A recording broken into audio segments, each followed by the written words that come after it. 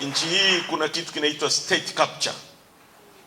Dola imetekwa na kikundi cha watu, na wameteka dola ili wateke rasilimali za nchi yetu kwa manufaa yao. Ndio maana rasilimali za nchi hii sasa zinagawanywa kwa Wachina na Waarabu na Wazungu kama vile hazina mwenyewe. Sasa sisi Chadema tumekataa. Ukisoma katiba yetu ibara ya 26 inasema kila mtu ana wajibu wa kuhakikisha anafata na anaabide. Kwa abide tutasemaje kwa Kiswahili? Kutii katiba ya nchi.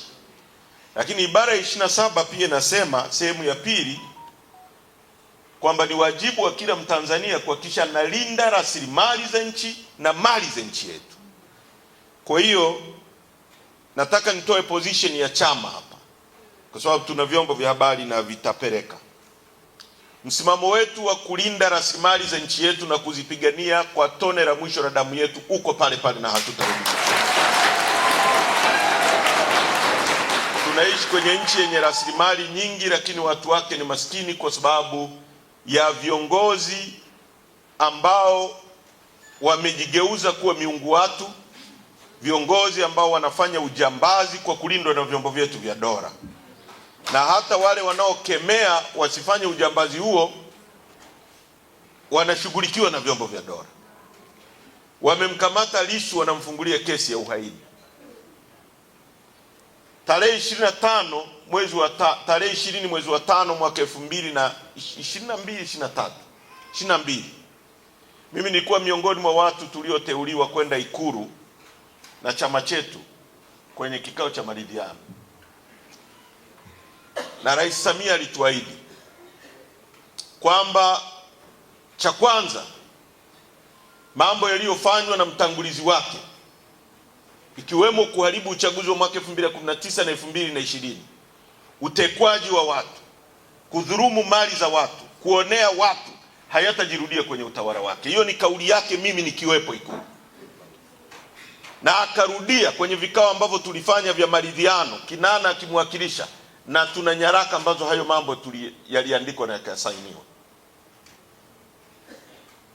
Lakini chini ya utawala wake wametekwa maelfu ya watu, mamia ya watu, akiwemo mjumbe wa CCM wa mkutano mkuu anatoka kule Tarime, anaitwa Daniel Chonchori. Ametekwa, leo ni siku ya 25.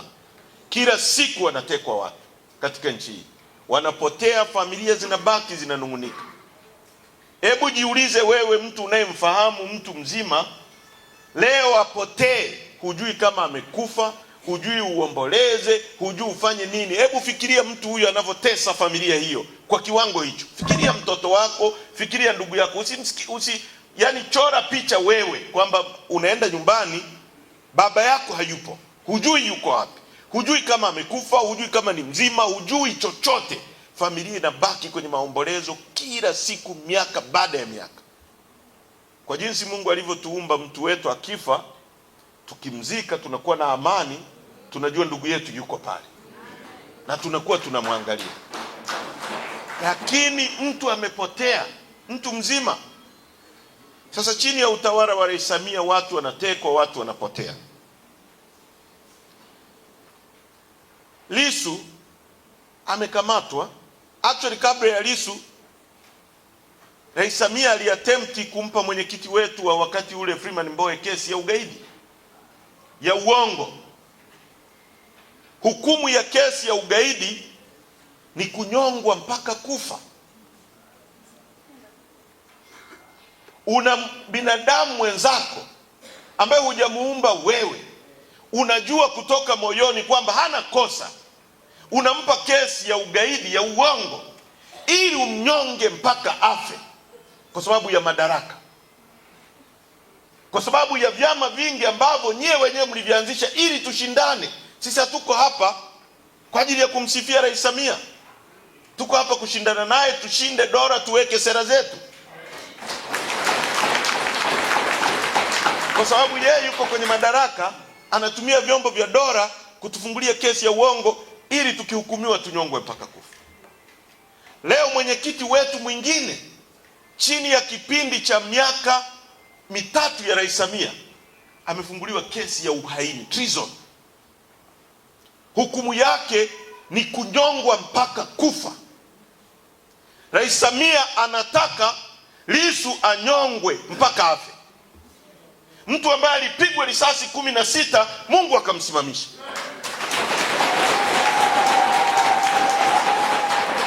Leo wanamfungulia kesi ya uongo. Ukisoma charge sheet, ni charge sheet ya kijinga, ni bogus charge sheet. Wanataka Lissu wamhukumu, wamuue. Hawa watu tutasemaje? Sio watu walio attempt kumpiga risasi 16 wakati ule. Tutasemaje kama leo wanataka wamhukumu, wamuue? Sasa nataka niseme mbele yenu, mimi ambaye nimebaki nasimamia chama hiki, sitarudi nyuma, tunasonga mbele.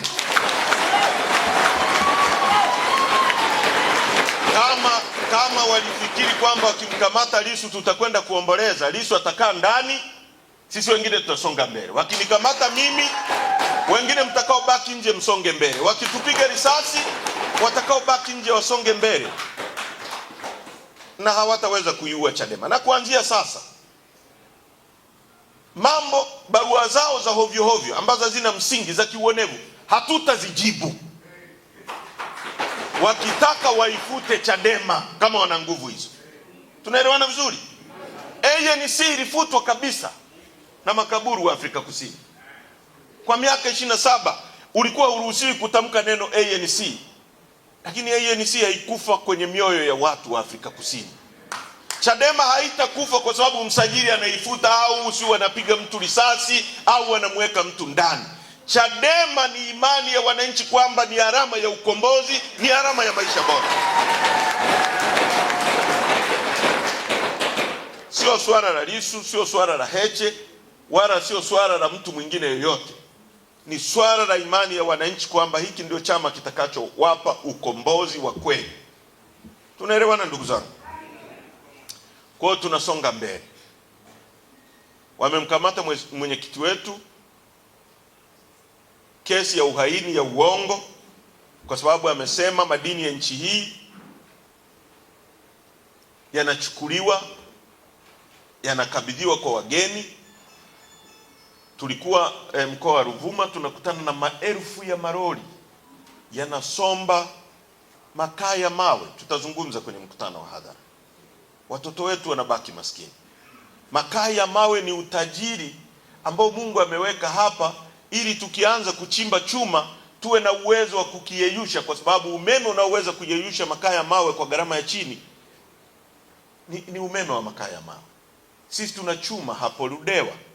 Unapochukua makaa ya mawe unagawa kwa Wachina, wanaenda kujenga uchumi wao. Siku ukitaka kuyeyusha chuma chako, utaenda tena kununua kutoka nje urudishe ndani. Kuna akili hapo ndugu zangu? Kuna akili hapo?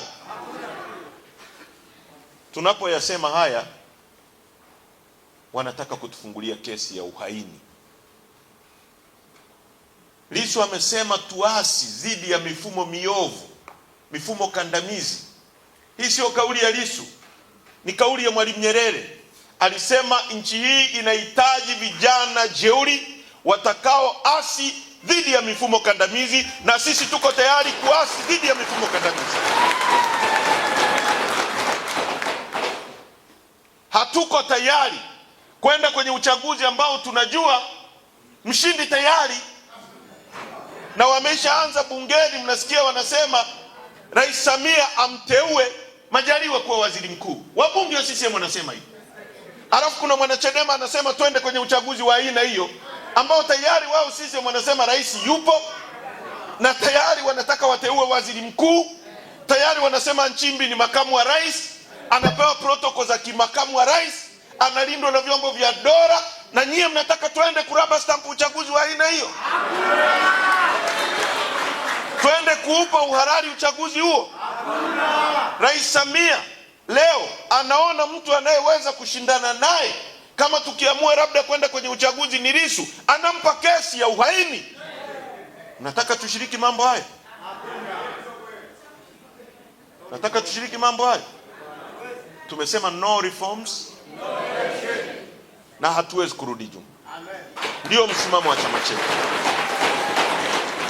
No reforms, no election. Ndio msimamo wa mkutano mkuu wa chama, ndio msimamo wa baraza kuu la chama, ndio msimamo wa kamati kuu ya chama, ndio msimamo wa viongozi mliowaweka, mkawapa amri na watasimamia amri ya mkutano mkuu, sio amri ya mtu mwingine yoyote kutoka nje. Sasa tulikuwa Ruvuma, RPC ananiambia mkitaka kuzungumza hapa msizungumze no reform. Nikamwambia kama unataka kuwa sehemu ya maamuzi ya nini kisemwe kwenye chama chetu, njoo uwe mjumbe wa mkutano mkuu na utakuwa na sehemu ya kuamua. Lakini sisi tukishaagizwa na mkutano mkuu, sisi ni kutekeleza. Tunaelewana vizuri? Wala hatutachukua maamuzi ya mtu mwingine wa pembeni. Ndio msimamo wa chama. Kesi ya uhaini, bogus case, ndio mara ya kwanza kwenye mfumo wa vyama vingi kiongozi wa upinzani unayeshindana naye unampa kesi ya treason, kwa sababu amesema uchaguzi unaibiwa. Nani hajui uchaguzi wa nchi hii unaibiwa? Leo wanatuambia sisi tukasaini maadili, kwamba tusipo saini maadili tutaondolewa kwenye uchaguzi. Hii tume ya taifa ya uchaguzi ina maadili? Hapo inataka tukasaini maadili ambayo yenyewe haina hayo maadili. Hao wanaoiba uchaguzi ni maadili yani? Hao wanaozuia mawakala wa Chadema wana maadili hao? Hao wanaoondoa mtu mwenye degree 2 wanamwambia hajui kusoma na kuandika, alafu wanapitisha mtu wa CCM wa darasa la 7 eti anajua kusoma na kuandika, wana maadili hao? Wamemuondoa huyu kijana wakili wa mahakama kuu anagombea kijiji, wakamwambia hajui kusoma na kuandika, alafu mtu wa CCM darasa la 7 alafu anatuambia tukasaini huku. Tumesema hatusaini huku na hatuko tayari kushiriki na huyu. Kama kuna mtu anasema kusema hivyo ni makosa, asimame hapa mbele yetu. Kama kuna kiongozi wa chama chetu anasema sisi kuchukua msimamo huo tunakosea, asimame hapa. Asimame hapa. Watu wanaoondoa mtu mwenye degree 2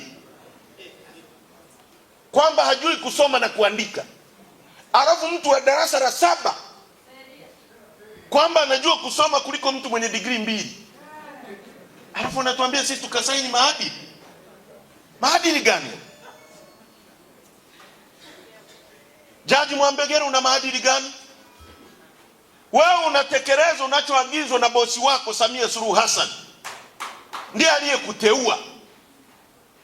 Tume ya Taifa ya Uchaguzi ambayo Omar Ramadhani Mapuri, katibu mwenezi wa CCM, ni miongoni mwa makamishna 5 wa tume, tunaambiwa tukasaini maadili ya hiyo tume.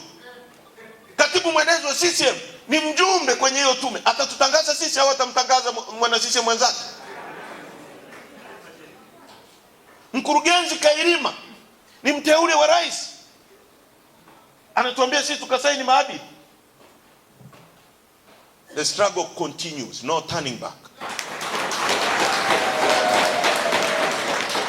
Jambo jema sio lazima wakaliona watu wengi. Wanatutishia kwamba Chadema itakufa tusiposhiriki uchaguzi. Uchaguzi gani? Chadema itakufa hii? Na ife kama tasimamia jambo la kweli na watu wasijue kwamba tunasimamia ukweli, na ife kuliko kuwepo inasimamia uongo. Kuliko tuwe na chama kinachosimamia uongo. Tuko tayari sisi wengine kuacha hii siasa. Kama viongozi wetu mnataka mimi na Lissu tusimamie uongo, mimi siko tayari kuwa sehemu ambayo na riski maisha yangu na wakati wote na windwa, alafu nasimamia uongo na ukataa CCM. Mimi na nafasi ya kwenda CCM nikapata nafasi. Nimekataa kwenda kuwa sehemu ya uongo. Alafu mtu ananiambia niwe Chadema kwenye sehemu ya uongo huku na riski maisha yangu. Si bora niende kwenye CCM ambako nitakuwa sehemu ya uongo alafu sina riski yoyote ya maisha? Mnanielewa vizuri? Hatutakuwa tayari kusimamia uongo. Jambo la mwisho katika hotuba ya ufunguzi, kuna karatasi za madai, petition.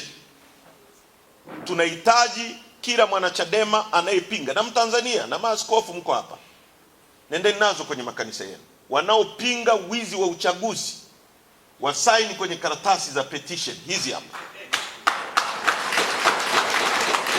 Vita hii bado mbichi sana, wasijidanganye. Hakuna uchaguzi bila mabadiliko, haupo.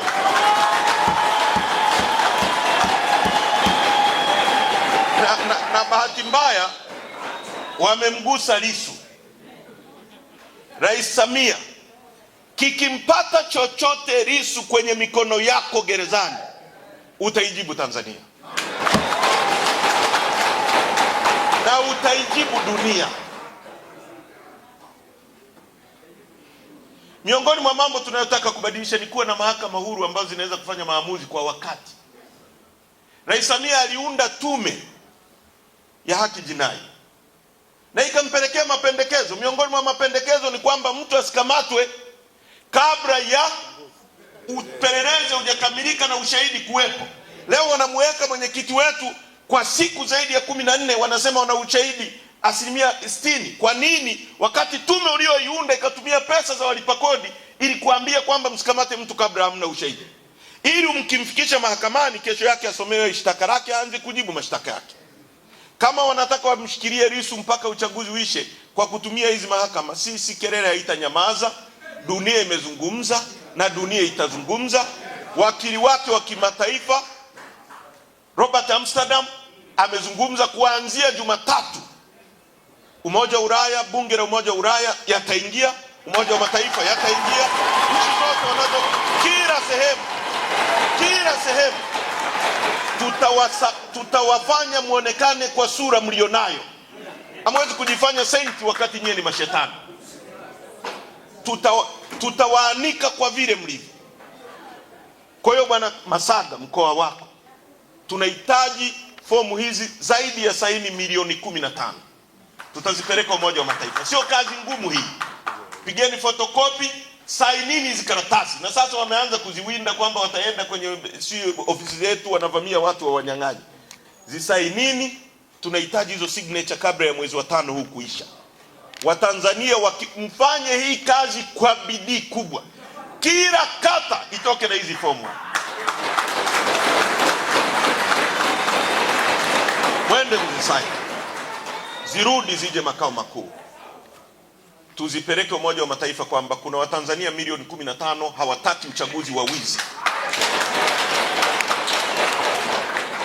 Na mwisho kabisa, nyumba isiyo na nidhamu haiwezi kufanya mapambano magumu tulionayo mbele yetu. Tuna mapambano ambayo tukicheza tutauawa wote. Na tukiruhusu miongoni mwetu watu wasiokuwa na nidhamu, wasiokuwa waadilifu, wasiokuwa wa kweli, watakuwa sehemu ya kutuumiza. Tutasimamia nidhamu bila kumwonea mtu wala bila kumwogopa mtu. Ndio hulka yetu. Tutataka watu ambao wanajua kweli, wanawiwa kupigania maisha ya watoto wao wasije kuishi maisha mabaya kama wao walioishi. Hebu fikiria hivi, nyie watu wa Kyela hapa, mnaziwa Nyasa. Wakulima wenu wanachohitaji ni maji yatoke ziwani yawafikie kwenye mashamba. Mpunga ni siku 90. Msingekuwa mnasubiri mvua ya Mungu mlime. Ungekuwa unavuna, unapanda, siku 90 umevuna, umepanda, siku 90 umevuna. Ile faida unayoipata kwa msimu mara moja kwa mwaka, ungeipata mara 4 kwa mwaka kama tungekuwa na serikali inayojitambua. Tusingekuwa hapa tulipo. Sisi tunaagiza mchele kutoka Pakistan, lakini kokote ukienda dunia hii wanakuambia nahitaji mchele wa Kyela. Leo Kyela ingekuwa ni nchi ambayo inauza mchele duniani kuliko sehemu nyingine yoyote. Hatuna uongozi wa kuwabadilishia maisha. Hiki chama kitawabadilishia maisha. Tunahitaji kukilinda. Tunahitaji kukipigania. Najua miongoni mwenu kuna watu wengi wanapigania hiki chama. Kama sisi wengine tunavyojitolea, tunalala barabarani, tunaendesha magari yetu binafsi, tunatumia mafuta yetu, tunaombaomba ili tuwafikie. Na nyie mnajipanga, mnajipigania, mnakodi kumbi, mnakodi vyombo. Tuwe na nidhamu katika kupigania chama hiki. Nataka kwenye kikao cha leo tusilete mambo ya ushabiki. Tuzungumze mambo ya ukweli na tulenge katika kutibu chama chetu. Nimeenda kwenye kikao kilichokuwepo Njombe. Ni watu wanaotumiwa na mifumo ya dola kuleta chuki ndani ya chama chetu. Chadema ilikuwa familia moja. Your problem, your pain is my pain. Ndio iliyokuwa Chadema aliyoijenga Dr. Slaa, ambapo mtu akikamatwa Tarime Kyela wanalia. Leo mtu kwenye chama hiki anaweza kuigiza kwamba ameumizwa ili atengeneze mazingira ya anapita kwenye sehemu ambayo CCM wangeweza kumdhuru ili waue chama hiki na wafunge viongozi kwa uongo. Tumefikia chuki ya kiwango hicho, na anajua kabisa hajaguswa.